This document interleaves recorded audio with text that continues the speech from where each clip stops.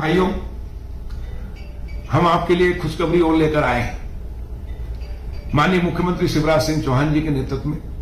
मध्य प्रदेश में प्रधानमंत्री फसल बीमा योजना का लाभ अभी तक 100 हेक्टेयर एक पटवारी हलके में जो भी फसल खरीफ और रबी में बोई जाती है, चाहे धान हो, गेहूं हो, चना हो, सरसों हो, उसका बीमा होता था। लेकिन 50 हेक्टेयर से कम किसी पटवारी हलके में ये फसलें हैं तो उसका बीमा नहीं होता था। इसलिए कई पटवारी हलके, कई गांव के किसान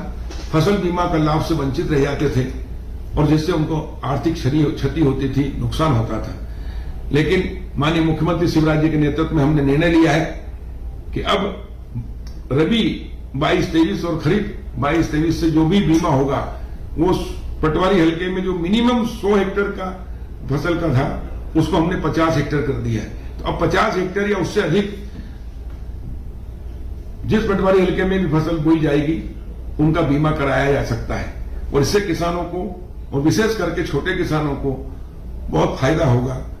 और जो पटवारी हलके वंचित रह जाते थे, जो गांव वंचित रह जाते थे फसल बीमा से, जो क्या ताकि वहां 100 से कम हेक्टेयर में अगर फसल बोई जाती थी, चाहे चना हो, सरसों हो, गेहूं हो, धान हो,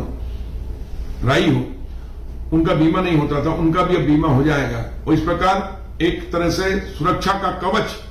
अब 100 से नीचे 50 हेक्टेयर तक के किसानों को भी, जिस गांव में, जिस पटवारी हलके में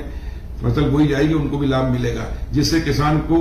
हानि नहीं होगी, क्षति की पूर्ति बीमा कंपनी करेगी। और इसलिए किसान भाइयों को बधाई और माननीय मुख्यमंत्री शिवराज सिंह चौहान जी का, केंद्रीय कृषि मंत्री नरेंद्र सिंह तोमर जी का, प्रधानमंत्री माननीय नरेंद्र मोदी जी का मैं किसानों की ओर से, मध्य प्रदेश के किसानों की ओर से धन्यवाद और आभार व्यक्त करता हूं और किसान भाइयों को बहुत बहुत बधाई।